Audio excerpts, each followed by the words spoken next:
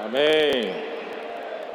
Sejam todos muito bem-vindos para mais uma transmissão do Instituto Vida para Todos, queridos irmãos, queridas irmãs em Cristo que nos acompanham, também amigos que têm sido frequentes dessas mensagens, que o Senhor possa nos abençoar com mais uma palavra profética nessa noite.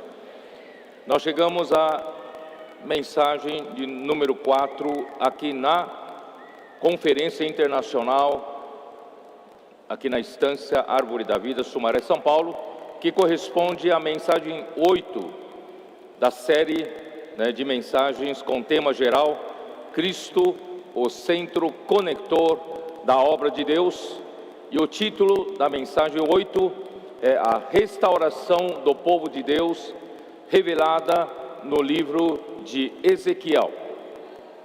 A leitura da Bíblia, Ezequiel capítulo 33, versículo 33, capítulo 34, versículos 6 e 11, e capítulo 36, versículos de 26 até 28, que tem a ver o que acontece com o povo de Israel, com a igreja. Tudo o que ocorre com o povo de Israel ocorre com a igreja no aspecto espiritual. Lembrando que nós estamos no contexto da desconexão do homem com Deus. O homem se desconectou com a própria verdade. Mas graças a Deus, Cristo é o centro de conexão para conectar o homem novamente com a verdade. E Deus, no Antigo Testamento, escolheu o povo de Israel para ser o seu povo,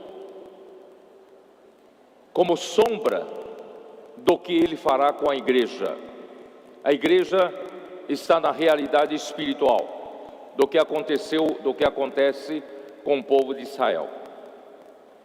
Então, quando Deus tirou um povo do Egito, Deus que criou os céus e a terra,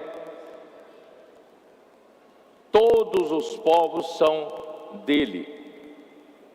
Mas com a queda do homem, o homem se desconectou da verdade, desconectou de Deus.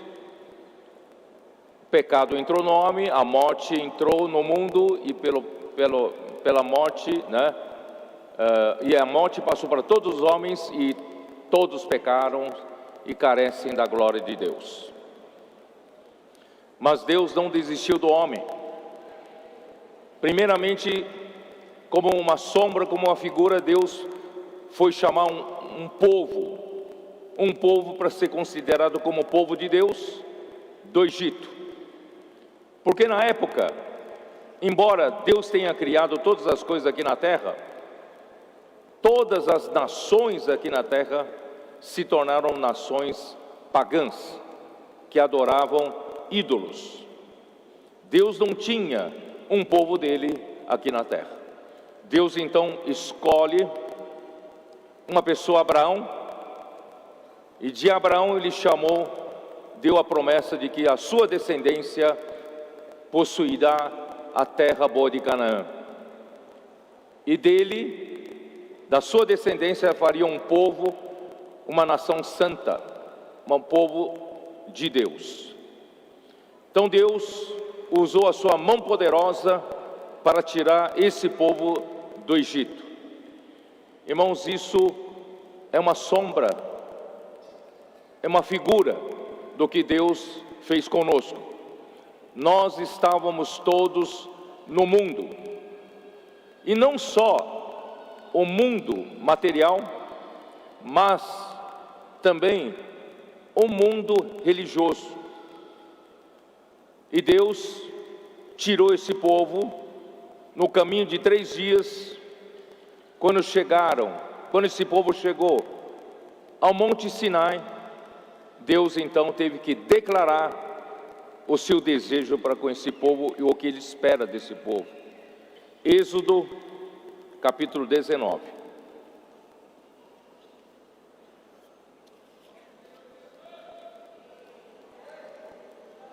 no terceiro mês da saída dos filhos de Israel da terra do Egito, no primeiro dia desse mês, vieram ao deserto do Sinai. Versículo 4: Tendes visto o que fiz aos egípcios, como vos levei sobre asas de águia e vos cheguei a mim. Irmão, Deus tirou esse povo do meio dos egípcios, no meio da escravidão de Faraó, e trouxe esse povo até o Monte Sinai, sobre asas de águia. Embora andar no deserto seja uma tarefa árdua, mas com Deus, na presença de Deus, é como se estivéssemos andando sobre as asas de uma águia. Irmãos, hoje é a mesma coisa. Qualquer coisa sem Deus, irmãos, é uma tarefa cansativa e difícil. Mas qualquer coisa na presença de Deus, nós andamos sobre as asas de uma águia. E vos cheguei a mim. Irmãos, este era o propósito de Deus ter tirado um povo do Egito. Deus tirou você do mundo e Deus colocou você na igreja.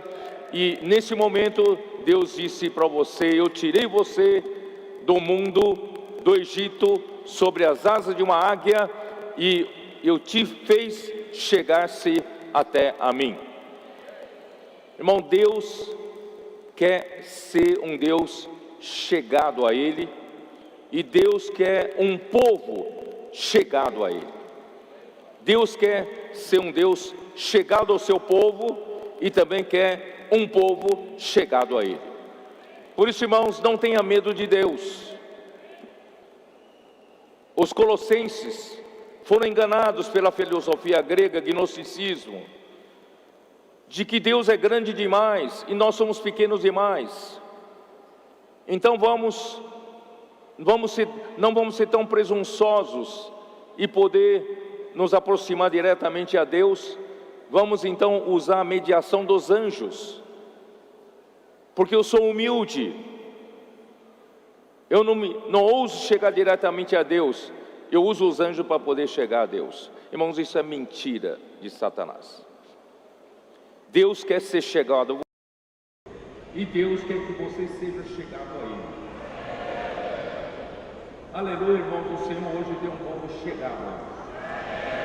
E nós temos um Deus chegado a nós. Queridos irmãos, eu queria que vocês soubessem. Hoje à tarde, depois da reunião com os líderes aqui, nós descemos para ter comunhão com os coordenadores. Às 4h30, já quase 15 para 5. Nós nunca havíamos experimentado uma reunião como essa. Nós estávamos no terceiro céu. A liberdade que o Espírito tinha ali naquela sala, nada forçado. A presença de Deus estava forte ali. E o Senhor foi usando um e outro irmão, foi conduzindo a reunião de uma maneira tão viva. Irmão, nós estamos flutuando até agora. Estamos sobre as asas de uma águia. Nós temos um Deus tão chegado a nós, e Ele quer um povo chegado a Ele. Irmão, tantos anos na vida da igreja, é a primeira reunião que eu participo com tanta alegria. Ele estava no céu mesmo. A igreja é a porta dos céus, é a casa de Deus e a porta dos céus. Na igreja nós temos um Cristo conector, que é uma escada, e por essa escada que atinge até o céu, no seu topo, nós podemos ver anjos subindo e descendo, fazendo a comunicação do leva e traz. Nós passamos a ter, irmãos, essa comunhão íntima com Deus, não só comunhão daqui de baixo na terra, mas Ele nos levou para o céu. Tivemos uma comunhão, uma reunião de tanta intimidade com o Senhor. Irmão, eu estou flutuando até agora. Por isso, irmão, não vamos adorar o Senhor de uma forma religiosa. Nosso Senhor é chegado a nós. Agora, pois, versículo 5: se diligentemente ouvirdes a minha voz e guardardes a minha aliança, então sereis a minha propriedade peculiar dentre todos os povos, porque toda a terra é minha. Irmãos, como podemos ter um Deus chegado até nós? E como podemos ser um povo chegado a Ele? Como? Irmãos, é ouvindo a sua voz. Não é só ter os estatutos e as leis, mas é ouvir a voz viva do Senhor. Hoje nós, na igreja, temos a voz viva do Senhor falando conosco através da palavra profética. Pois se diligentemente ouvirdes a minha voz. Irmãos, vamos ouvir com diligência. Você acompanha todas as mensagens? Você acompanha todas as lives? Você acompanha todo momento em que Deus fala conosco? Irmãos, vamos ter um amor reverente à sua palavra. Ouvir a voz do Senhor com diligência. Se nós ouvirmos com diligência, irmãos, certamente você terá um Deus chegado a você. E certamente você será chegado a Ele. Então, se ouvir a voz e guardar, a sua aliança.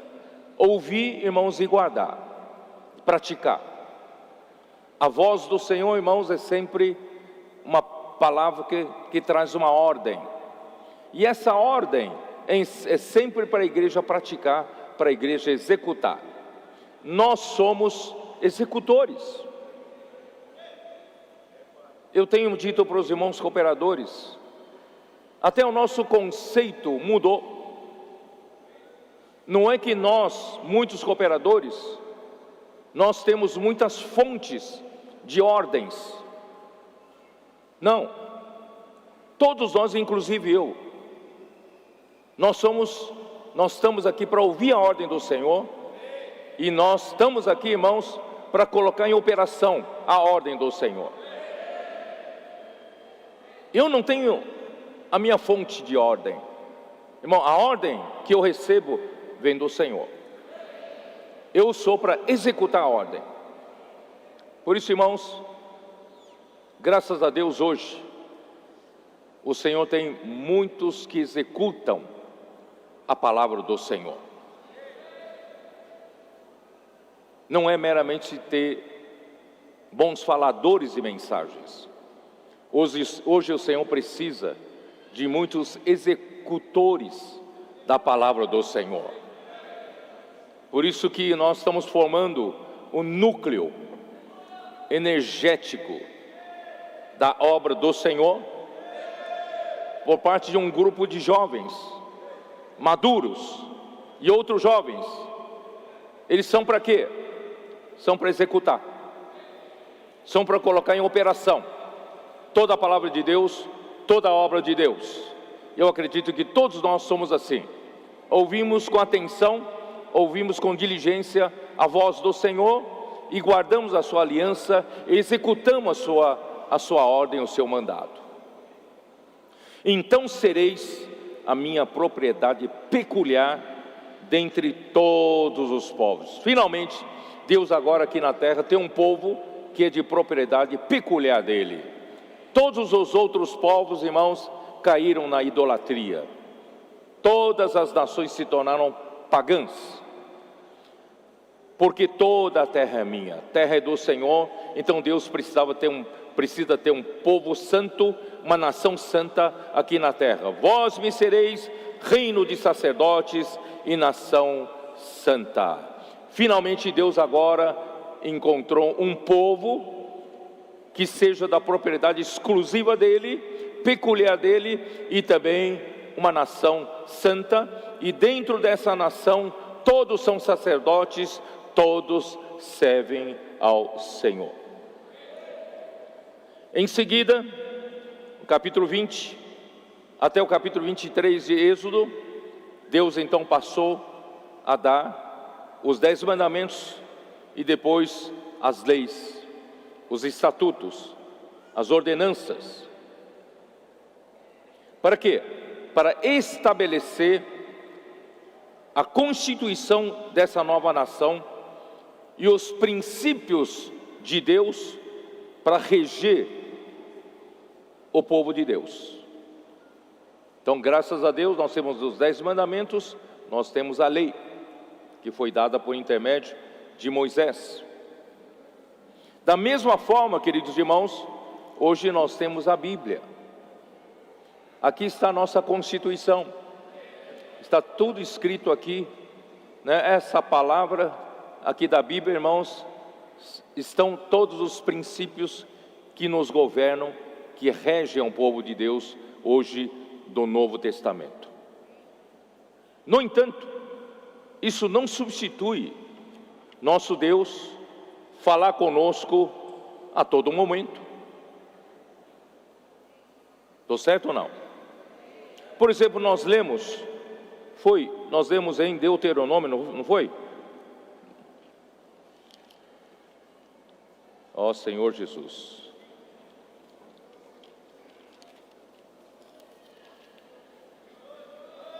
Senhor Jesus.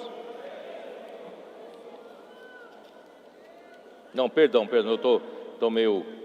Números, perdão. Nós temos lido livro de Números, capítulo 9. Nós lemos, eu vou ler só alguns versículos. Versículo 18. Ali diz: segundo o mandado do Senhor, os filhos de Israel partiam, e segundo o mandado do Senhor se acampavam, por todo o tempo em que a nuvem pairava sobre o tabernáculo, permaneciam acampados. Um irmão, eu dou graças a Deus, irmão, nós somos no corpo. O irmão me mandou, né, o sentido original dessa palavra mandado do Senhor. E essa palavra em hebraico, mandado aqui, irmãos, é a voz. Então aqui não é mandado do Senhor, aqui é a voz do Senhor. Você vai dizer, ora, o Senhor já deu os 10 mandamentos, já deu a lei, mas em cada momento, nesses mesmos princípios da Constituição que Ele deu para nós, irmãos, Ele fala conosco. Por isso que nós temos um Deus chegado a nós. Ele nos acompanha, Ele fala para nós, nos dá direção. Então, o mandado do Senhor aqui é a voz do Senhor.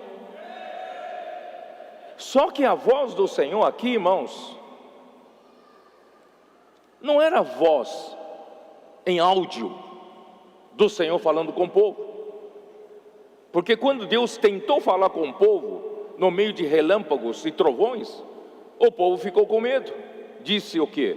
Disse para Moisés, melhor Deus falar só com você, e você passa para nós o que Deus falou, porque nós não vamos suportar a voz do Senhor. Então a voz do Senhor aqui, irmão, não era a voz do Senhor em trovão, em relâmpagos. Que voz é essa, irmãos? Aí está versículo 23. Segundo o mandado do Senhor, ou seja, segundo a voz do Senhor, se acampavam, e segundo a voz do Senhor, se punham em marcha, cumpriam o seu dever para com o Senhor, segundo a ordem do Senhor, por intermédio de Moisés. Então, que voz do Senhor é essa voz? Era a voz de Moisés, era a palavra de Moisés, era a voz de Deus, falado por Moisés, mas é segundo a ordem de Deus. Vocês estão entendendo? Deus hoje usa homem para servir de boca, para falar a sua voz, com a sua voz. Ó Senhor Jesus, é por isso, irmãos, que eu falei em Isaías 55, capítulo 11. Eu já li isso, mas eu vou usar King James atualizado, tá? Isaías 55, 11, que diz o seguinte: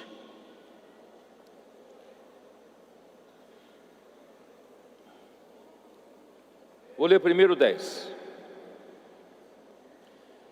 Como a chuva e a neve descem dos céus e não retornam para eles, sem regarem a terra e fazerem-na brotar e florescer, a fim de que ela produza. Irmãos, a palavra de Deus tem que produzir, a fim de que ela produza sementes para o semeador e pão para os que dele se alimentam. 11. Assim também acontece com a palavra que sai da minha boca. Da boca de Deus, irmãos, sai a palavra para esse momento em que nós precisamos dessa palavra. Sai da boca dele, ele fala conosco. Ele é chegado a nós e nós somos chegados a ele. Ela não voltará para mim vazia, mas realizará toda a obra que desejo e atingirá o propósito para o qual a enviei. Então, irmãos, cada palavra que vem na voz do Senhor, falado por Moisés ou por um profeta, irmãos, é essa palavra que vai fazer a vontade do Senhor. Não vai voltar vazia para ele, sem realizar a obra. Então a palavra realiza a obra de Deus. Em uma situação normal do povo, quando a situação está normal, por isso, irmão, nós somos privilegiados. Nós estamos vivendo um momento, irmãos, da normalidade. Estamos vivendo nos momentos em que estamos debaixo da bênção do Senhor. Numa situação normal, irmãos, o povo recebe a chuva na hora certa. Recebe a palavra que vem da voz, da boca de Deus, na hora certa para nos dar direção. Eu li para vocês Joel capítulo 2, versículos 23 a 24. E ali diz para alegrar-se os filhos de Sião. Quem são os filhos de Sião? Sião é onde ficava a fortaleza de Davi, que lutava pelo reino. Jerusalém simboliza toda a igreja. Mas Sião é uma parte de Jerusalém. Mas é uma parte que defende o reino, que luta pelo reino. Então, irmãos, hoje Deus está chamando a igreja em Filadélfia para esse trabalho. Vem você também fazer parte de Sião. Não somos exclusivistas para dizendo que só nós podemos ser de Sião, não. Todos que estão nos acompanhando pela internet podem se tornar Sião, desde que você se preocupe com o reino de Deus. Nós estamos travando uma luta contra o reino das trevas. Estamos tirando as pessoas do império das trevas para mudar de endereço, para colocar debaixo do reino de Deus. Mas as pessoas não são resgatadas sem luta. Mas se você é aquele que se preocupa com o reino de Deus, você faz parte de Sião. Então alegre-se, Sião, porque o Senhor vosso Deus vos dará em justa medida a chuva. Ele fará descer como outrora a chuva temporã e a chuva serôdia. Você sabe que quem semeia A chuva tem que vir na hora certa. E na hora de colher, tem que vir na hora certa. Se chegar na hora errada, a plantação morre. E se na hora de produzir fruto chover de uma maneira errada, também não terá fruto. Por isso, irmãos, quando estamos numa situação normal, quando a igreja está numa situação normal, o Senhor manda chuva na hora certa. Mas nós temos presenciado isso já faz 4, 5 anos pelo menos. O Senhor tem mandado a chuva na hora certa. Está produzindo a obra de Deus entre nós. Então, irmãos, as nossas eiras estão se enchendo de trigo, os lagares transbordarão de vinho e de óleo. A igreja então precisa perceber a importância da palavra profética nesse momento final. Será como a chuva na hora certa para o Senhor abençoar a sua igreja e encerrar esta era. Eu quero ser um desses elementos responsáveis para encerrar esta era. Dar condições para o Senhor poder encerrar esta era. Eu não quero esperar mais. Não posso esperar mais. O Senhor pode esperar mais, eu não posso esperar mais. Por isso, irmãos, eu convoco vocês todos. Vamos trabalhar nessa direção. E o povo que saiu do Egito, irmãos, carregava uma cultura pesada egípcia. Demorando Moisés em descer do monte para receber os 10 mandamentos, esse povo já pediu para Arão em fazer um bezerro de ouro, porque esse Moisés que nos tirou de lá, ele subiu ao monte, não sabemos para onde foi, e nós precisamos dos deuses para nos guiar agora pelo deserto. Como é que nós vamos continuar nossa jornada?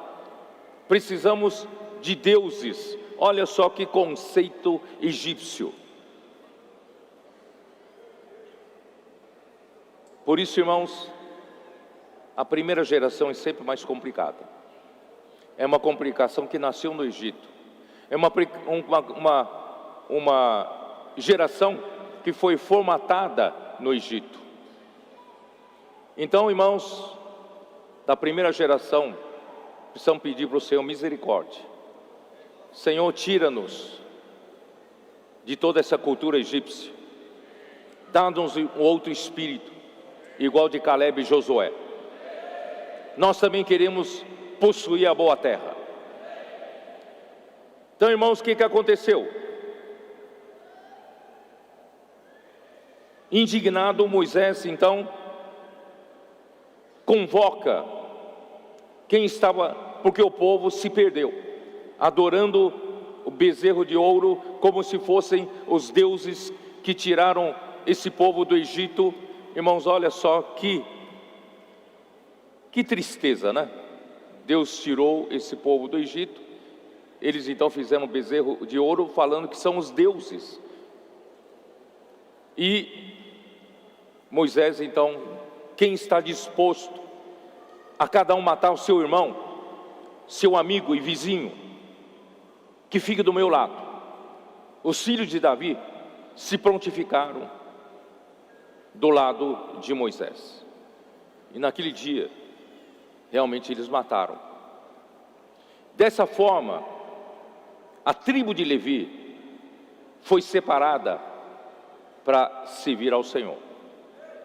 E a casa de Arão, que é da tribo de Levi, para oficiarem como sacerdotes. Em outras palavras, Deus queria um reino de sacerdotes. Deus queria que todos servissem a Deus. Mas por causa da cultura egípcia, por causa do conceito do mundo, Deus então teve que separar apenas uma tribo para servir ao Senhor, porque essa tribo se santificou, ficou do lado de Deus.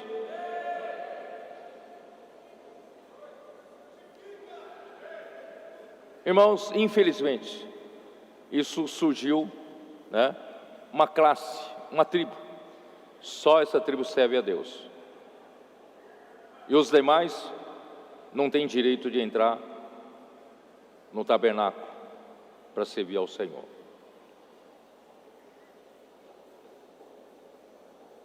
Mas a igreja, o Senhor está restaurando a igreja.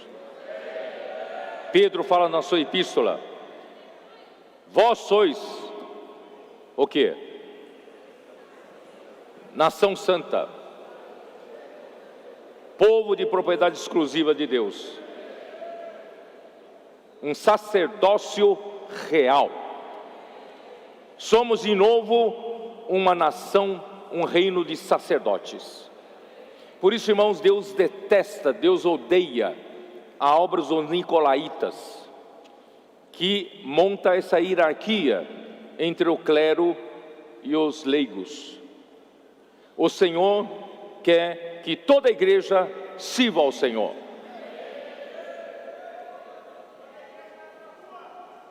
Ó Senhor Jesus.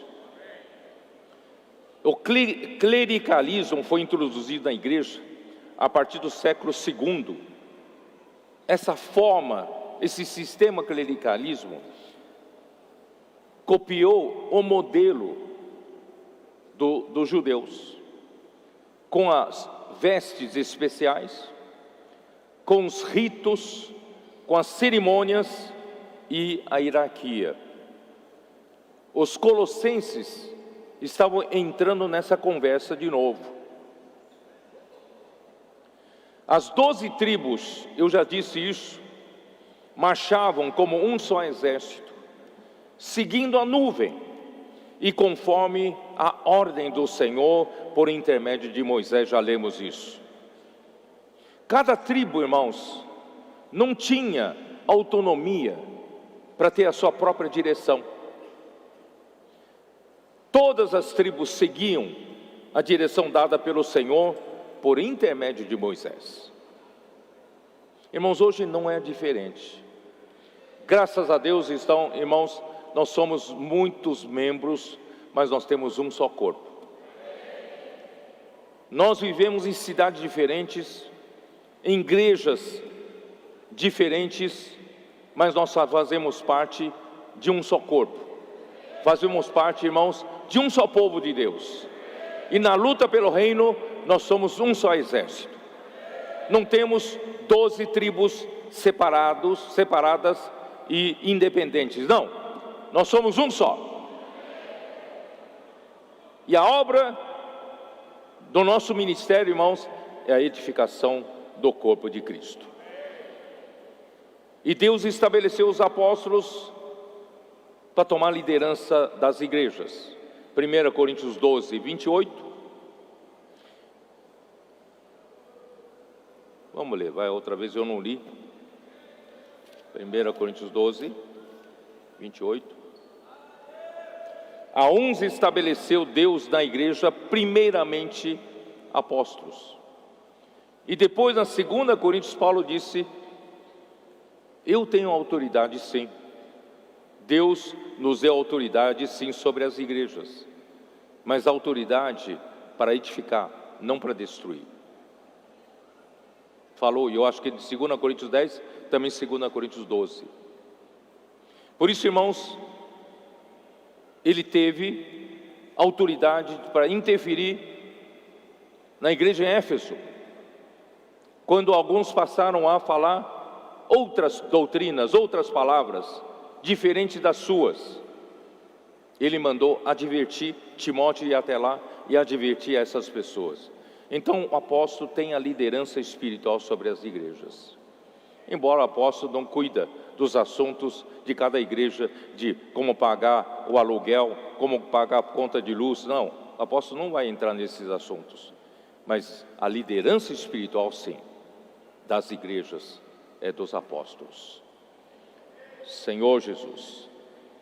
E os apóstolos profetizam, inspirados pelo Espírito, segundo a revelação dada por Deus, em Efésios 3, 2 a 10, eu já li isso para vocês, e em Apocalipse 1, eu vou fazer questão de ler para vocês, Apocalipse 1, versículo 1, como diz: revelação de Jesus Cristo, que Deus lhe deu para mostrar aos seus servos as coisas que em breve devem acontecer, e que ele, enviando por intermédio do seu anjo, notificou ao seu servo João. Toda vez que Deus quer trazer uma palavra para o homem, Ele revela aos seus servos. Mas ao revelar aos seus servos, irmãos, correspondem aos líderes da igreja, aos líderes orgânicos, não líderes religiosos, que realmente funcionam.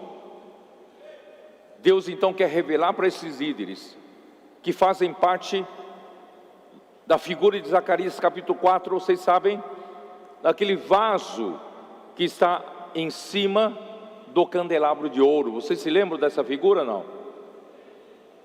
Esse vaso refere-se aos servos aqui. Só que esses servos todos, para receber a revelação de Deus, depende de uma pessoa. Deus então notifica a João. João faz parte desse grupo de servos, mas especificamente Deus usa João para trazer essa revelação para esse grupo de servos.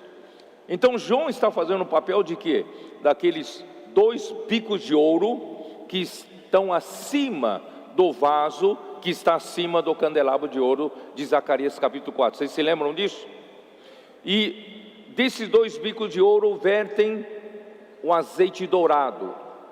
E o azeite dourado, irmãos, é a palavra profética. O azeite dourado, irmãos, é a chuva que cai no momento certo. E essa palavra não cai diretamente na igreja. Essas gotas, esse azeite dourado cai para esse vaso. E quem faz parte desse vaso? Todo aquele que recebe, ama a palavra do Senhor, recebe a palavra com fidelidade e com precisão, e depois transmite com fidelidade, né? E é idôneo também para transmitir para o outro, fielmente, sem filtrar, sem acrescentar nada e sem tirar nada. Irmãos, esses servos são fiéis, só que esses servos primeiramente fazem imersão nela, primeiramente assimilam a palavra, desfrutam a palavra, digerem a palavra. Irmãos, aí passam por meio de 7 tubos, alimentando cada uma das 7 lâmpadas. Em algumas versões falam que há 7 tubos para cada lâmpada. Então 7 vezes 7 são 49 tubos. Eu acredito, irmãos, nessa versão para o tempo final. Estamos no momento da era do Apocalipse, e na era do Apocalipse Deus está intensificando o trabalho. Nos tempos normais era 1 tubo para cada lâmpada, mas hoje no tempo de Apocalipse nós temos 7 tubos para cada lâmpada, porque o Senhor ampliou muito o número dos servos. Todos vocês podem ser esses servos, se vocês amam a palavra, digerem a palavra, fazem imersão na palavra, praticam a palavra, vocês fazem parte desse vaso. E aí vocês passam para a igreja. Hoje, irmãos, eu vou dizer para vocês, nós temos um grupo de adolescentes, até pré-adolescentes, estão fazendo parte desse vaso. Estão vitalizando a igreja, as igrejas. Irmãos, graças ao Senhor, hoje ampliou muito o trabalho, graças a Deus. 7 tubos, porque nós estamos na era dos 7 espíritos.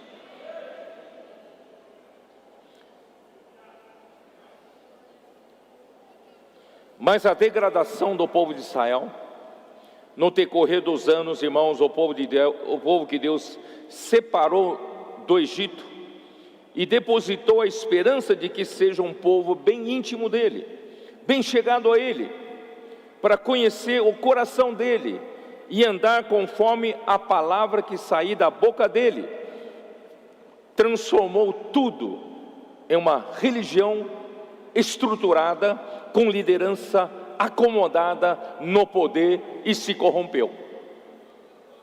Quando Jesus chegou aqui, irmãos, não tinha mais a realidade do serviço que Deus determinou para o povo de Israel, lá no deserto. Vocês sabem quem matou Jesus? Quem realmente matou Jesus? Alguns dizem são judeus. Judeus mataram. Mas eu vou dizer para vocês, irmãos, são esses judeus que estavam na liderança. Sabe por quê? Vários versículos, vamos lá, vai. Mateus 21, 23.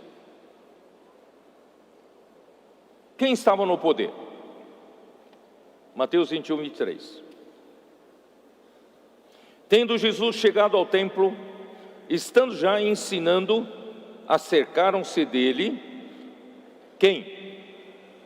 Os principais sacerdotes e os anciãos do povo, perguntando: com que autoridade fazes estas coisas? E quem te deu essa autoridade? Quer dizer, Jesus, na verdade, irmãos, foi morto, não porque ele ofendeu a lei de Moisés, não porque ele falou alguma coisa contra o que Deus estabeleceu no Antigo Testamento, não. Ele, na verdade, estava ameaçando quem estava no poder. Versículo 45, 46. Os principais sacerdotes e os fariseus, ouvindo estas parábolas, entenderam que era a respeito deles que Jesus falava, e conquanto buscassem prendê-lo, temeram as multidões, porque estas o consideravam como profeta. Então eles queriam prender. Sabe por que eles queriam prender? Porque eles se sentiram ameaçados. Ameaçados. Senhor Jesus.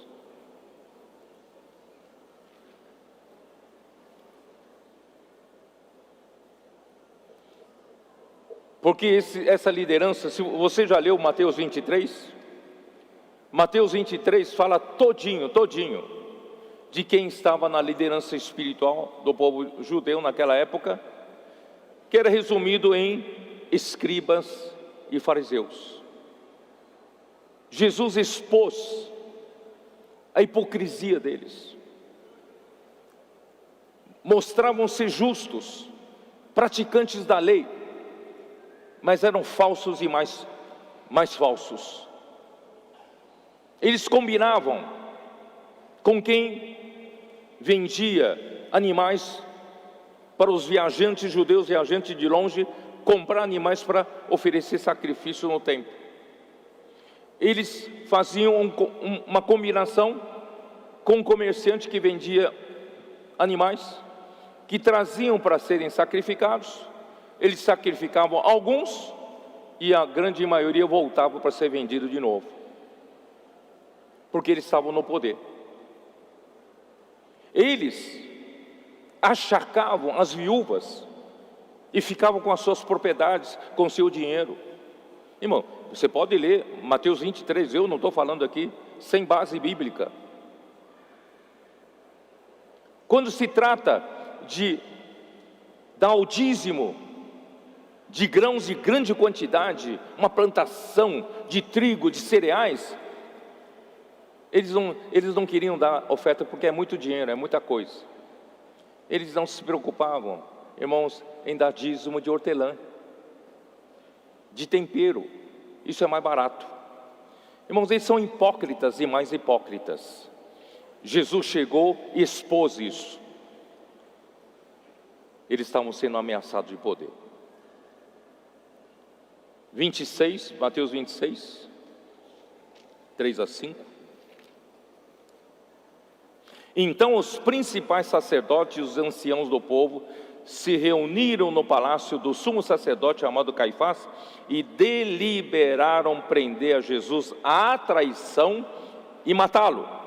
Mas diziam: não durante a festa, para que não haja tumulto entre o povo. Eu não vou ler mais sobre isso, irmãos. Eu quero mostrar para vocês quem armou tudo para matar Jesus, irmãos, eram aqueles que estavam se sentindo ameaçados por Jesus, e Jesus estava expondo essa hipocrisia toda, porque tinha se tornado uma religião morta, estruturada, onde havia a liderança confortavelmente instalados no poder, e ali eles ganhavam dinheiro ilícito, gozando dos privilégios, e não queriam sair mais do lugar. Irmãos, infelizmente assim é o homem. E também eles estavam com medo de que, se eles não conseguissem controlar o povo, porque o povo gostava de Jesus, se acontecia algum tumulto, o Império Romano podia dizer: vocês não servem então para tomar conta da Judéia, eu vou mudar para outra liderança. Eles tinham medo disso também, porque era um povo dominado. Irmãos, quem matou Jesus é quem goza de poder, de privilégios, de quem está na estrutura do poder. Irmãos, infelizmente, na degradação da igreja, caímos no mesmo ponto. Gosta do poder, da estrutura do poder, não é isso? Privilégios, honrarias, criaram uma classe nobre na igreja, né? Ó Senhor Jesus, estavam no poder, sentiram-se ameaçados em perder tudo que conquistaram: poder, privilégios, enriquecimento ilícito. Pois Jesus nada falou contra a lei, senão denunciou a hipocrisia deles, os seus privilégios e enriquecimento ilícito, em Mateus capítulo 23. A decadência do povo de Deus também é originada pela falta da palavra do profeta, isto é, Mateus 23, 2, e eu já li para vocês: na cadeira de Moisés se assentaram os escribas e fariseus. Nunca mais eles deram atenção para a palavra profética, nunca mais eles honraram um profeta. Depois de Moisés, surgiram vários profetas que Deus mandou para advertir o povo que estava caindo em idolatria, se afastando de Deus. Eles não deram ouvidos. Aí que eles colocaram? Eles colocaram fariseus, colocaram escribas para ensinar a lei dessa maneira morta. Irmão, no lugar do profeta, porque o profeta, irmãos, olha só que coisa maravilhosa, o profeta traz a voz do Senhor, o profeta traz a palavra do momento do Senhor, o profeta traz a direção do Senhor, e o profeta traz alimento para o povo de Deus.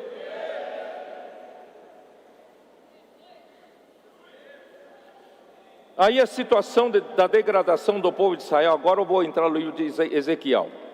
A situação da degradação do povo de Israel no tempo de Ezequiel. Mas, irmão, eu quero dizer para vocês, irmãos, Ezequiel foi escrito, na verdade, para trazer uma boa nova. De um lado, ele gastou vários capítulos para dizer que o povo não ouvia, não dava ouvidos para as advertências de Deus feitas por meio dele. Mas, irmãos, o coração de Deus era restaurar esse povo. E tudo que se refere à restauração do povo de Israel irá se concretizar na segunda vinda do Senhor. No milênio, esse povo vai ser totalmente restaurado. Só que para com a igreja, essa palavra sobre a restauração do povo de Israel tem que acontecer hoje. Tem que acontecer no final dos tempos. Porque se não houver a restauração do povo de Deus hoje, não há quem encerre essa era. Deus não consegue fazer a sua vontade, não é? Chegar, realmente atender tudo que Deus quer fazer entre nós, tecer aquele tecido de amor, edificação da igreja, e Deus conseguir um lugar de habitação do Espírito, se não houver uma igreja que Ele quer restaurar um povo, irmãos, Deus não consegue fechar essa era, portanto não terá a sua segunda vinda, não tendo a sua segunda vinda, também não terá a restauração do povo de Israel. Vocês estão entendendo como é importante Deus nos restaurar antes? Deus tem que nos restaurar antes. Por isso, irmãos, que o livro de Ezequiel, antes de entrar nas advertências, vocês se lembram de Ezequiel 1, não? Eu falei muito tempo atrás. Ninguém se lembrou de Ezequiel 1? O que é Ezequiel 1?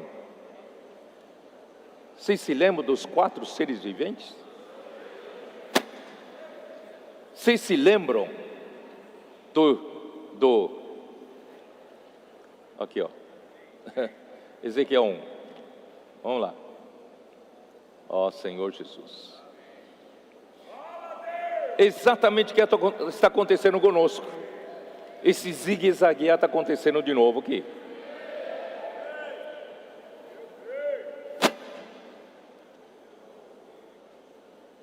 Versículo 4, capítulo 1, versículo 4. Olhei e eis um vento tempestoso vinha do norte, e uma grande nuvem com fogo a revolver-se, e resplendor ao redor dela, e no meio disto uma coisa como metal brilhante, que saía do meio do fogo. Esse metal brilhante, irmãos, é o elétron. Eletricidade. Deus hoje de novo está usando essa eletricidade entre nós. E os 4 seres viventes, irmãos, zigue-zagueavam, que nem relâmpagos. Você já viu que um raio, quando desce, vem um relâmpago, e o raio não desce quase que numa linha reta, desce zigue-zagueando, não desce? Porque está à procura, a achar um caminho para a eletricidade poder caminhar até a terra. E o ar é refratário. Ele precisa, através de alta temperatura do raio, ele encontrar alguns elétrons soltos no ar. Aí quando encontra, a corrente é descarregada. Quando descarrega, mas chega num certo ponto, é refratário de novo. Aí ele encontra outro elétron solto, ele vai para o outro lado, entendeu? Por isso que vai zigue-zagueando. Nossos comportores, posso orar por você? Posso orar por você? Posso orar por você? Esse aqui não quer, vamos para cá. Esse aqui não quer, vamos para lá. Aqui não dá para dar descarga elétrica, então vamos para outro. Aleluia! A realidade de Ezequiel 1 está acontecendo nos nossos dias. Porque o Senhor quer restaurar o seu povo. Ó Senhor Jesus.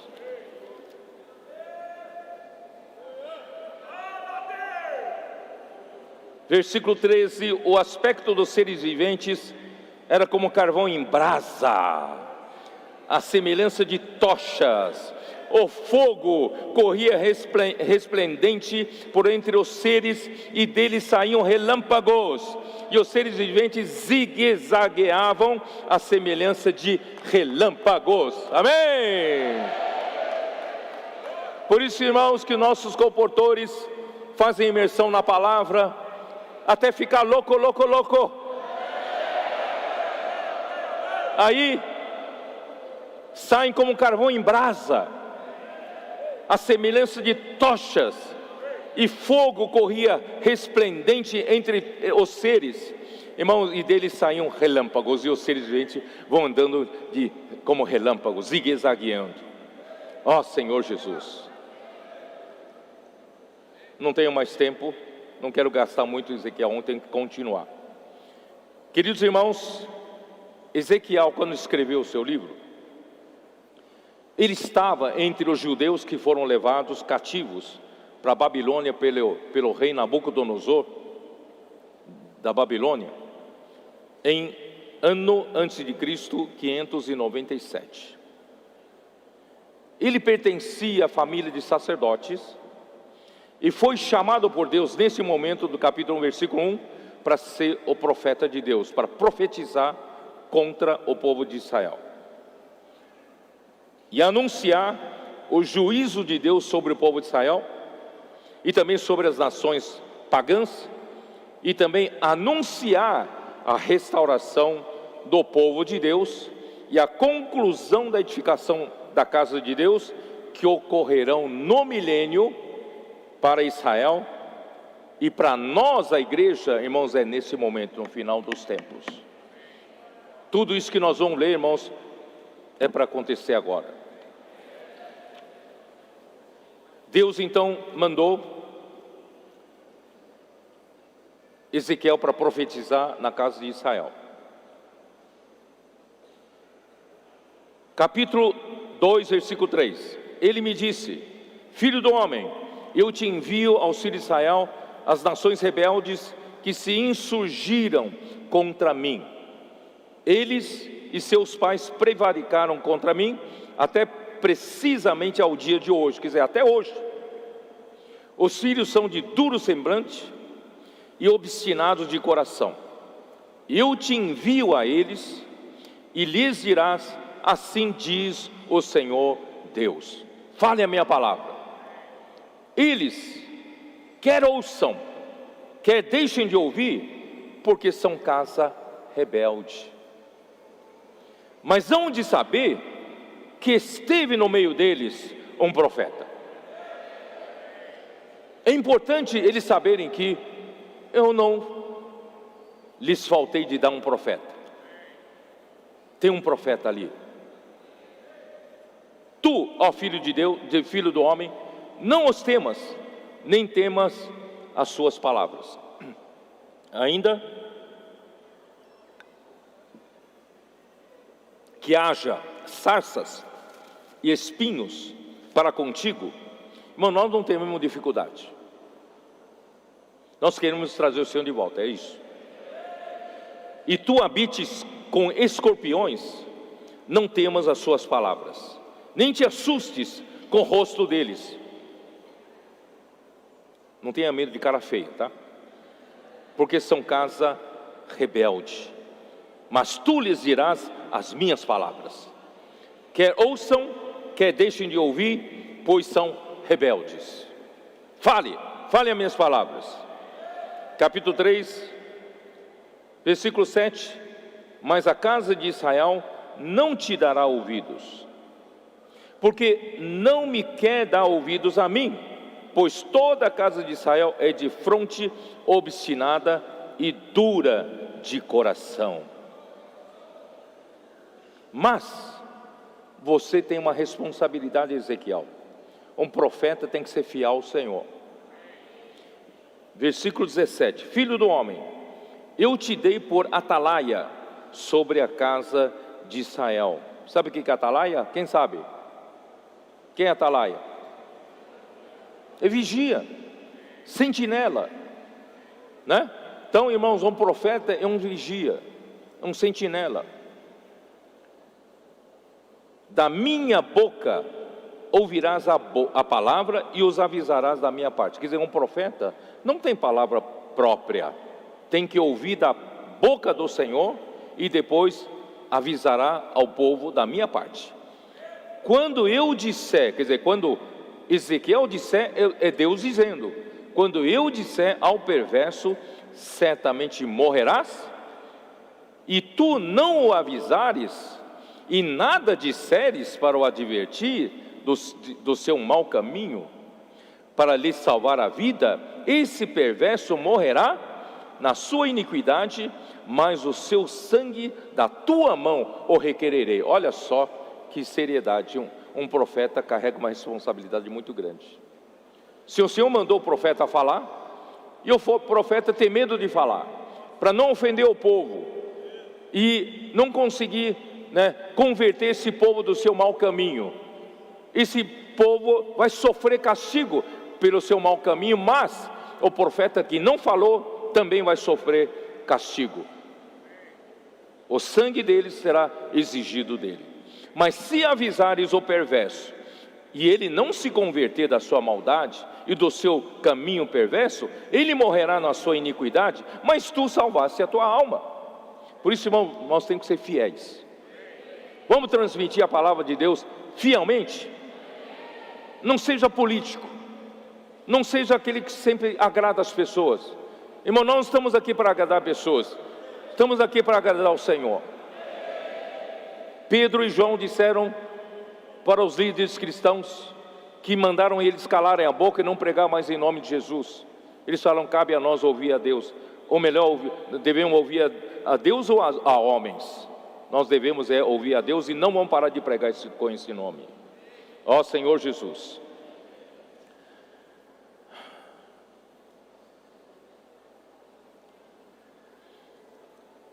Aí Ezequiel profetizou contra a idolatria do povo. Ezequiel capítulo 8.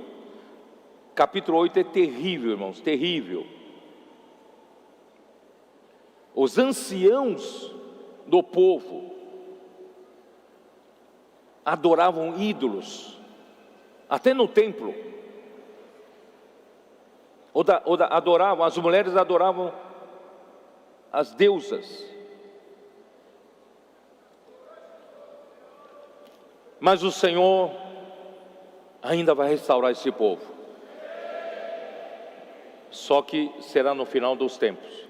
E nós temos que trazer esse final dos tempos. A igreja é responsável em trazer, o final dos tempos. Aí então começou a restauração a partir de Ezequiel 33. Ezequiel 33, como é que começou o Senhor começar a restaurar esse povo? Quando? Como? Quem sabe? É quando o povo que ouviu tantas palavras bonitas dos falsos profetas, que diziam para eles: está tudo bem, Ezequiel está exagerando, continuem vivendo a vida que vocês estão vivendo, a liderança do povo, os líderes do povo, continuem desfrutando do poder, dos privilégios. Jerusalém não vai cair nas mãos do inimigo, não. Jerusalém é a cidade escolhida para Deus colocar o seu nome. Ezequiel está falando mentira, sabe? Fiquem tranquilos. Então eles preferiam ouvir palavras agradáveis dos falsos profetas.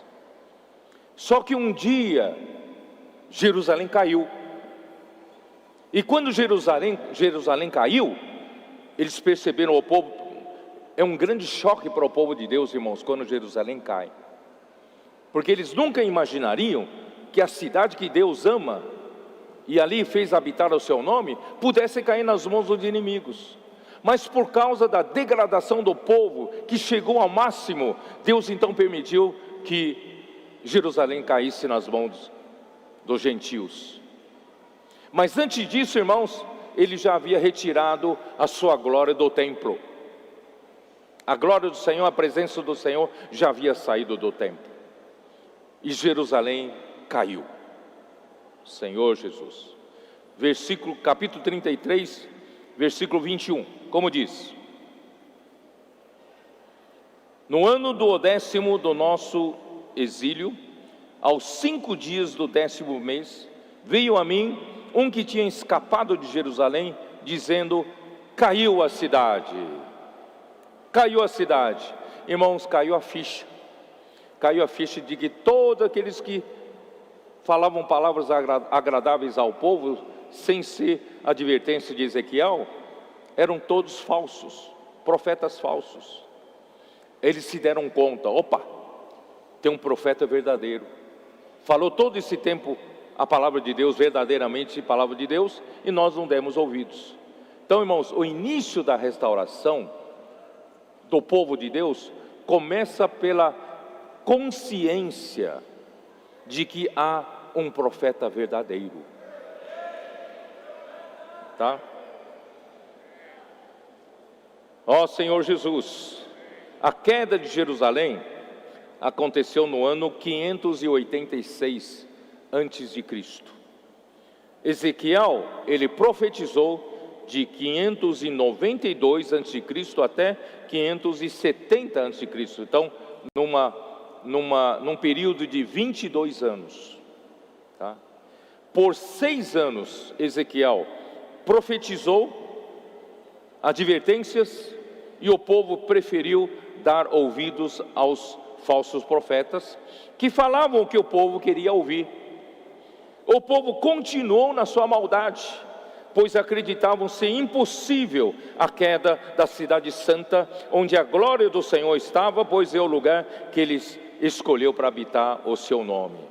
Irmãos, a religião judaica se tornou uma estrutura de poder para os líderes do povo, tanto os profetas, sacerdotes ou príncipes do povo. Os profetas devoram as almas, tomam tesouros e coisas preciosas. Eu não estou exagerando não. Ezequiel 22, Senhor Jesus. Ezequiel 22, versículo 25. Conspiração dos seus profetas há no meio dela, como um leão que ruge, que arrebata a presa. Assim eles devoram as almas, tesouros e coisas preciosas tomam, multiplicam as suas viúvas no meio dela. Irmãos, os falsos profetas faziam parte da liderança, faziam complô com a liderança e tomavam, irmãos, as almas das pessoas, tesouros das pessoas e coisas preciosas, e multiplicam as suas viúvas. Os seus sacerdotes transgridem a minha lei e profanam as minhas coisas santas. Entre o santo e o profano não fazem diferença. Não sabem fazer diferença do que é santo do que não é santo. Nem discernem o imundo do limpo, e dos meus sábados escondem os olhos, e assim sou profanado no meio deles. Os seus príncipes no meio dela são como lobos que arrebatam a presa para derramarem o sangue, para destruírem as almas e ganharem lucro desonesto. Os seus profetas lhes encobrem isto com cal por visões falsas, predizendo mentiras e dizendo: assim diz o Senhor Deus, sem que o Senhor tenha falado. Contra o povo da terra praticam extorsão, andam roubando, fazendo violência ao aflito e ao necessitado e ao estrangeiro, oprimem sem razão. Eu busquei um homem entre eles que tapasse o muro. O muro tem brecha, mas ninguém se preocupou em tapar o muro. E que se colocasse na brecha perante mim, a favor desta terra, para que eu não a destruísse, mas a ninguém achei. Irmão, se tivesse alguém para tapar a brecha, o Senhor não destruiria Jerusalém. Mas o Senhor não achou ninguém. A que ponto chegou a degradação? Por isso eu derramei sobre eles a minha indignação, com fogo do meu furor os consumi, fiz cair-lhes sobre a cabeça o castigo do seu procedimento, diz o Senhor Deus. Ó Senhor Jesus. Por isso, irmãos, o Senhor precisava restaurar esse povo. Até hoje eles estão nessa situação. Mas os remanescentes de Israel serão salvos. O Senhor vai restaurar esse povo. Mas para o Senhor restaurar aquele povo, tem que vir ao final. E para chegar ao ponto final, precisa da era final. E nós estamos na era final. E a igreja é responsável para concluir a vontade de Deus da era final. Então essa profecia sobre o povo de Israel, irmãos, é para nós, no momento atual, é agora. Então, irmãos, aí capítulo 33, versículo 30.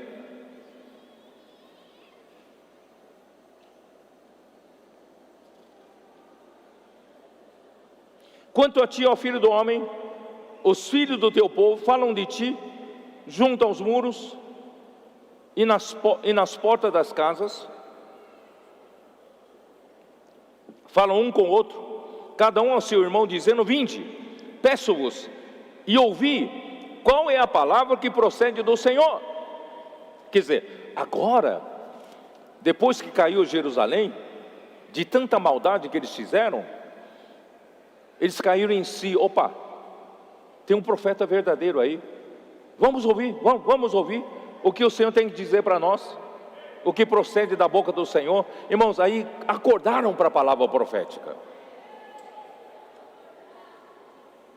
Só que, mesmo acordados para a palavra profética, eles ainda não se limparam dos costumes antigos do Egito. Eles vêm a ti como o povo costuma vir. Irmãos, continuam com os velhos costumes. Irmãos, graças a Deus, desde que o Senhor começou a ter embrião da igreja de Filadélfia, no final do século XVIII, no final do século XIX, no século XX e agora no século XXI, irmãos, o Senhor já começou a falar através dos profetas. Vocês perceberam isso ou não? Só que o povo ainda não estava pronto, como nos dias de hoje. Aleluia, nós temos um povo pronto. E o povo ainda tinha muitos costumes dos 19 anos de degradação da igreja, 19 séculos da degradação da igreja. Muitos vícios. O que eles faziam? Então vamos vir diante, se assentam diante de ti como de costume, né? E ouvem as tuas palavras, mas não as põem em prática, não as põem em obras. Pois com a boca confessam muito amor, mas o coração só ambiciona lucro, continuam cada um defendendo os seus próprios interesses.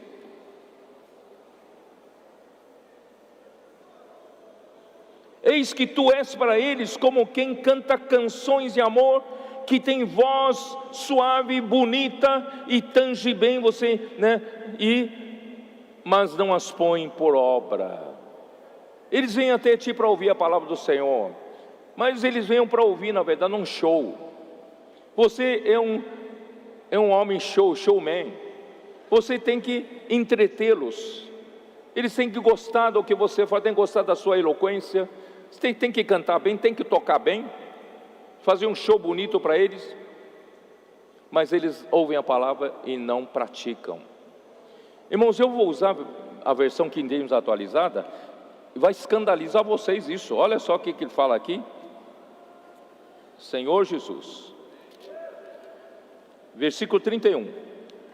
O meu povo vem a ti, como costuma fazer, e se assenta para ouvir a tua pregação, mas não coloca a palavra em prática.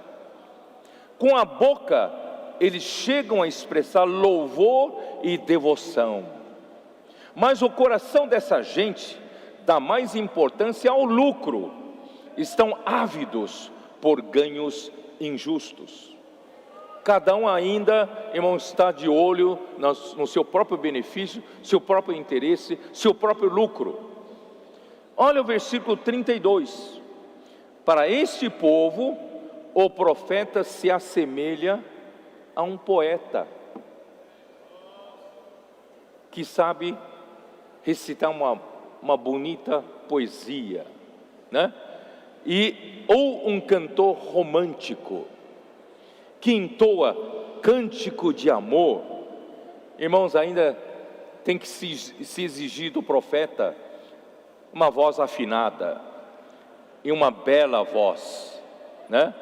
Que canta cânticos de amor com bela voz. Se o profeta desafinar, eu não vou voltar mais. E ainda esse profeta, irmãos, tem que tocar seu instrumento musical virtuosamente, tem que tocar bem.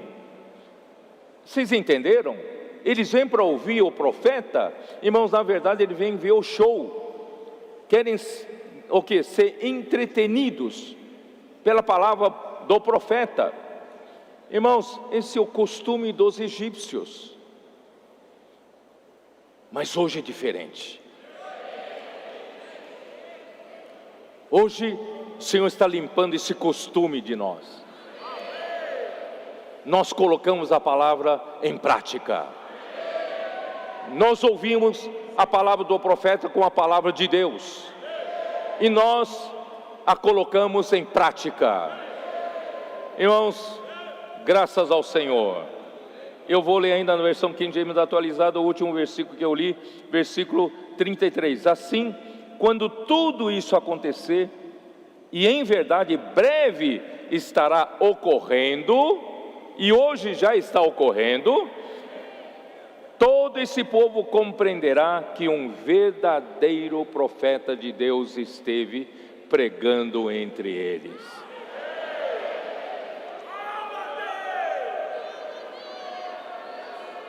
Houve um profeta na igreja em Filadélfia, desde o final do século XVIII, do século XIX, do século XX, mas ainda hoje, irmãos, o Senhor consolidou a igreja em Filadélfia. Hoje, realmente, irmãos, o Senhor está usando a palavra profética, conforme disse André Miller.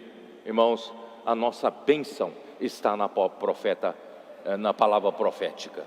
Aí, irmãos, no capítulo 34, mostra, não tenho tempo de dizer, versículo 2, na segunda parte diz: assim diz o Senhor, ai dos pastores de Israel, que se apacentam a si mesmos, não apacentarão os pastores as ovelhas?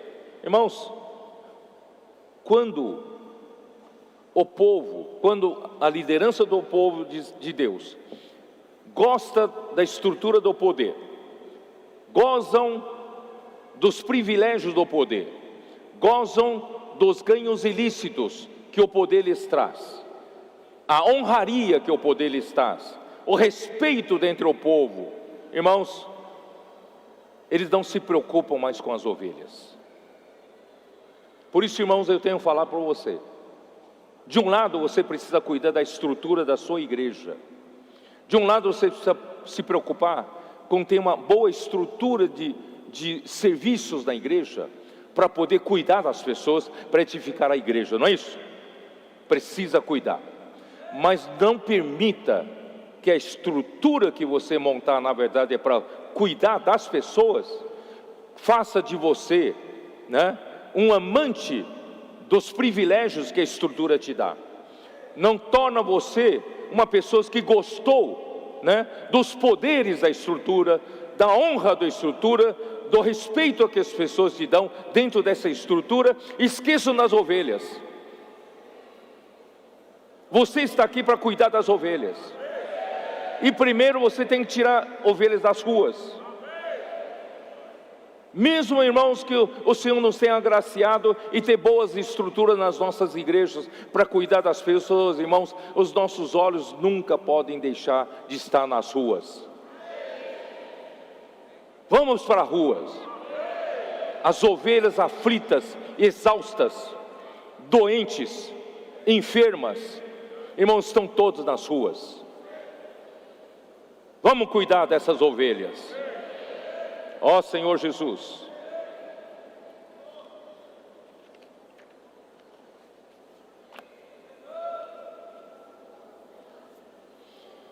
Ah, Senhor Jesus. 1 Pedro capítulo 5, como Pedro diz com relação ao pastor de ovelhas. Capítulo 5, versículo 1. Rogo, pois, aos presbíteros que há entre vós, eu presbítero como eles, e testemunha dos sofrimentos de Cristo, e ainda coparticipantes da glória que há de ser revelada. Irmão, nossa esperança, irmãos, é a glória que há de ser revelada. A nossa esperança não está em ter gozado dos privilégios do poder aqui, irmãos. A nossa expectativa nesta vida, irmãos, não é para gozar do respeito, né? Gozar do poder e de honra aqui na terra, da glória dos homens. Não, aqui, irmão, nós estamos dispostos a sofrer como pastores de ovelhas. Um bom pastor dá vida pelas ovelhas. Vamos nas ruas, irmãos, sofrer não, não, para tirar algumas ovelhas das garras do inimigo. Então, irmãos, pastoreai o rebanho de Deus que há entre vós, não por constrangimento, mas espontaneamente, como Deus quer, nem por sórdida ganância, buscar lucro próprio, ganho próprio. Irmãos, não busque nada para si hoje, nem como dominadores dos que vos foram confiados. Irmão, nós não somos senhores dos irmãos, não somos senhores das ovelhas. O Senhor é o único Senhor deles. Apenas a nós foram confiadas a nós pelo Senhor, e nós devemos, irmãos, humildemente cuidar com amor essas pessoas, né? Antes, tornando-vos modelos do rebanho. Seja um modelo, irmãos, para ir para a rua. Seja um modelo, irmãos, para tirar as pessoas das garras do inimigo. Seja um modelo, irmãos, para cuidar no grupo de cuidado, na rede de cuidado, ou seja, das mulheres conectadas, dos homens de oração. Participe você também de uma das redes de cuidado, não é isso? Participe você, irmãos, também do Expo Livro, do Bucafé, de tudo que o Senhor está nos dando como ferramenta, irmãos, para pastorear, sendo modelos do rebanho. Ora, logo que o Supremo Pastor se manifestar, recebereis a imarcessível coroa da glória. Irmãos, a estrutura é para cuidar dos machucados. Lucas capítulo 10. Senhor Jesus. Lucas capítulo 10.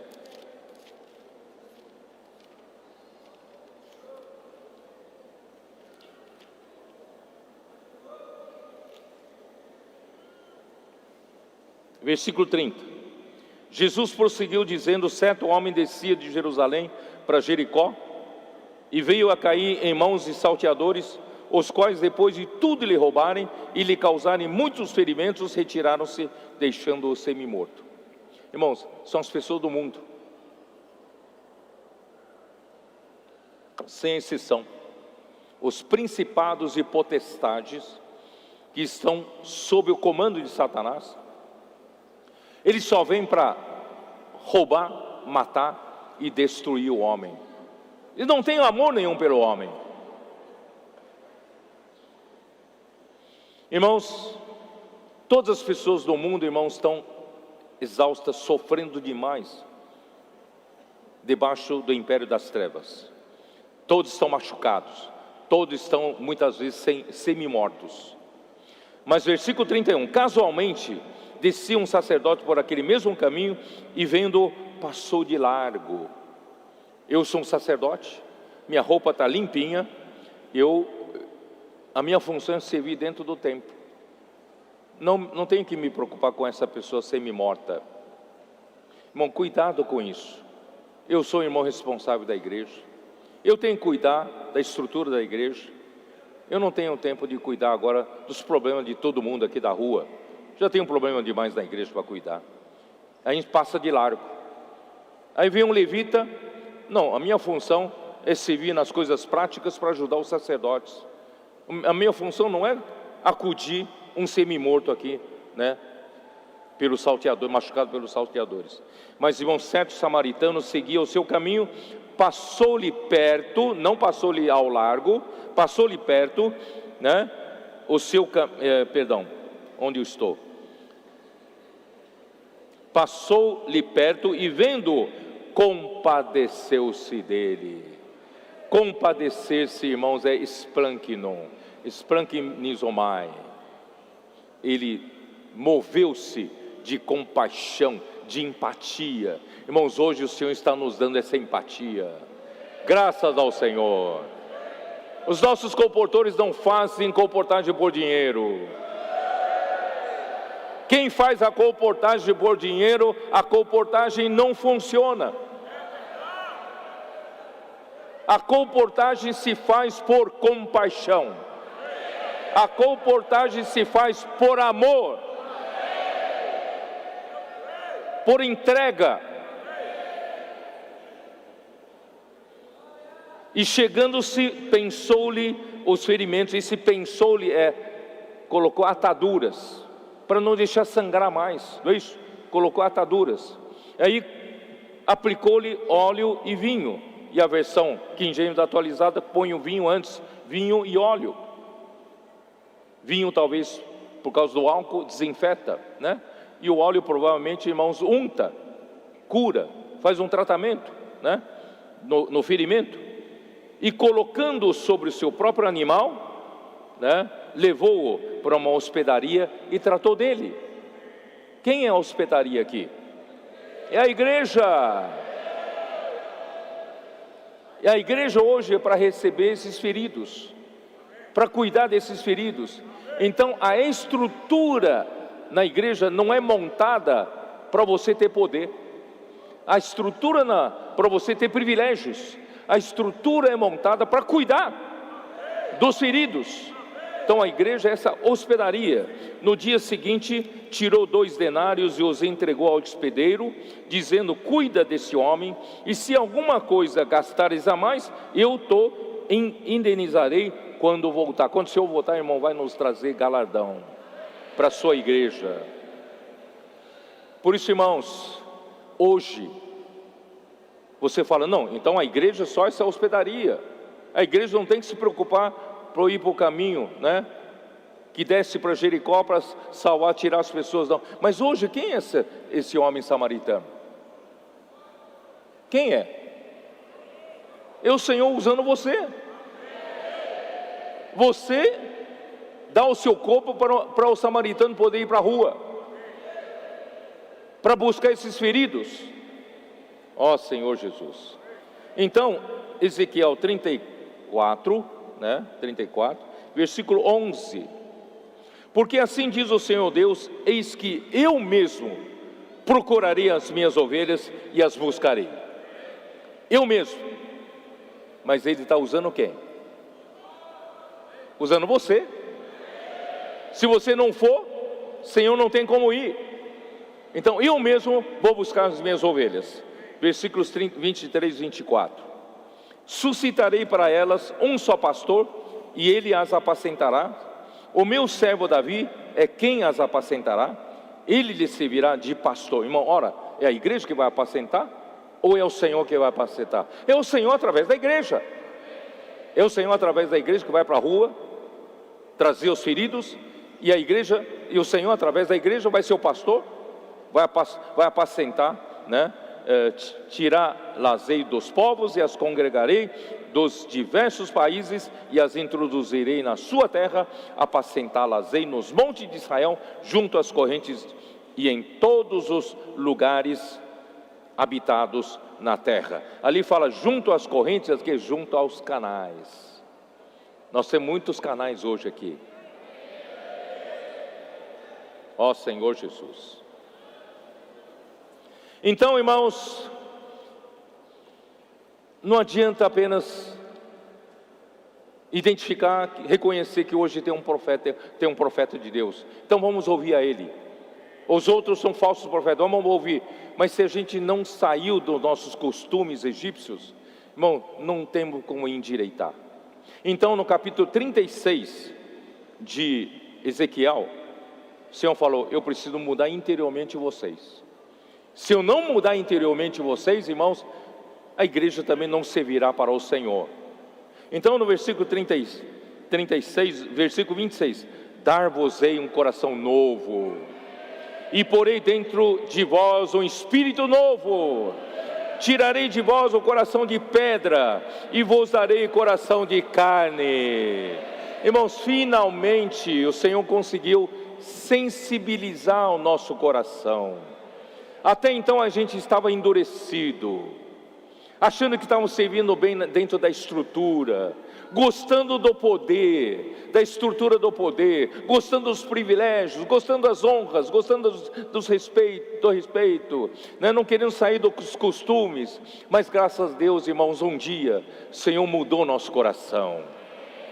Aquele coração duro e endurecido, o Senhor colocou um coração de carne, um coração sensível ao Senhor. E o Senhor colocou um coração novo, deu-nos um espírito novo.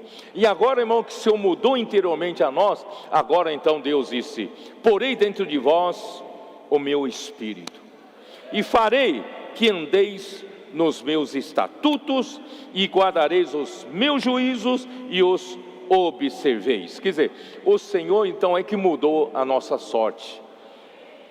Nós não fizemos nada. O Senhor está nos restaurando, nos deu um espírito novo, nos deu um coração novo, nos deu um coração sensível, um coração que ama as pessoas, que ama a palavra profética. Então chegou esse momento, irmãos, o Senhor falou: eu vou mandar os meus 7 espíritos. Apocalipse 4:5, vamos dar uma olhada. 4:5. Senhor Jesus, desculpe que eu estou passando um pouco de tempo de novo. Capítulo 4 e 5 de Apocalipse. Do trono saem relâmpagos, vozes e trovões, e diante do trono ardem 7 tochas de fogo, que são os 7 Espíritos de Deus. Durante todo o tempo da história da igreja, irmãos, Deus ainda não tinha enviado os 7 Espíritos. Não havia chegado a era do Apocalipse.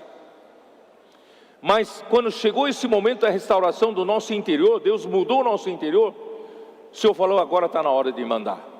O Senhor mandou os 7 Espíritos para nós. Você acredita nisso ou não? Por que as coisas estão aceleradas? Porque hoje à tarde nós experimentamos uma reunião no terceiro céu, porque o Senhor mandou 7 Espíritos. Porque os nossos adolescentes não estão sendo transformados, sendo trazidos para frente da tropa. Os nossos jovens, irmãos, o que é isso? O Senhor mandou seus 7 Espíritos, porque esses 7 Espíritos são as 7 tochas de fogo que ardem diante do trono de Deus. Em outras palavras, irmãos, Deus, o seu coração arde pela situação da terra. Deus quer encerrar essa era da maldade, essa era da mentira, essa era que faz os homens sofrerem.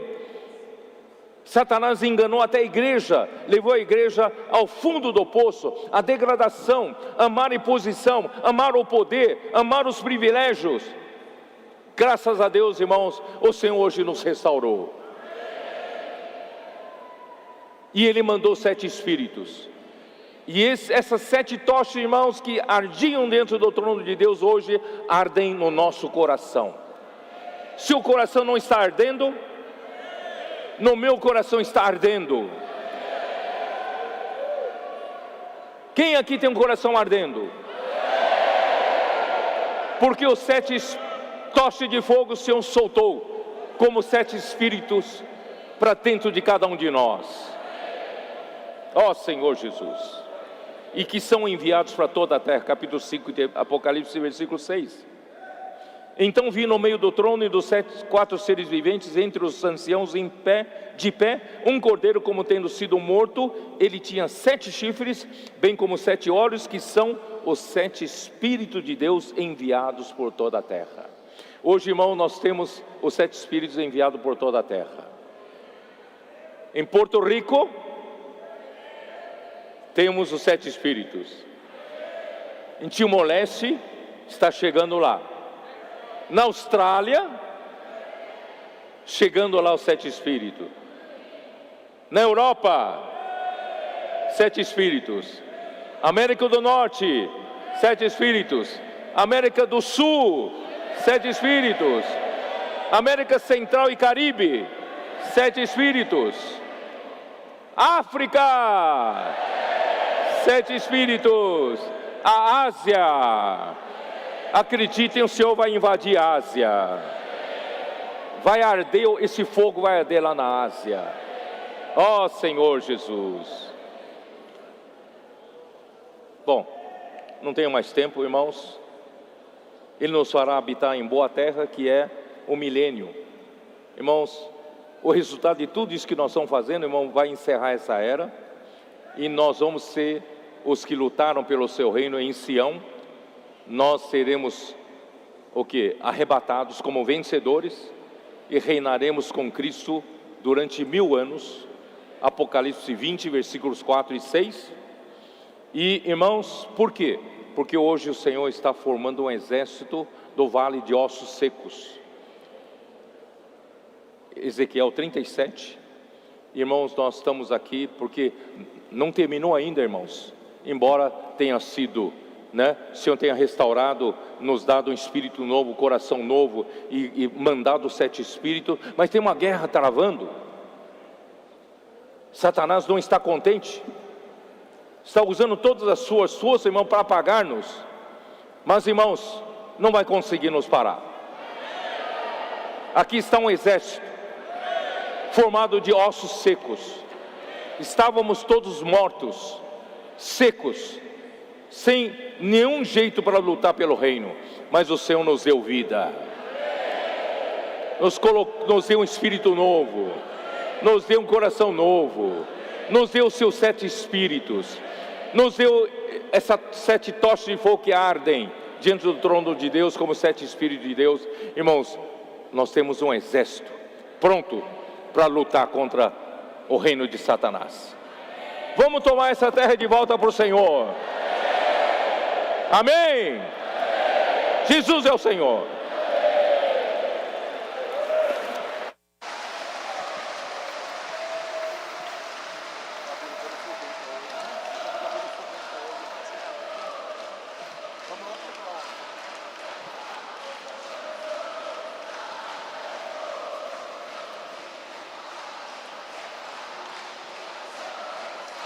Aleluia.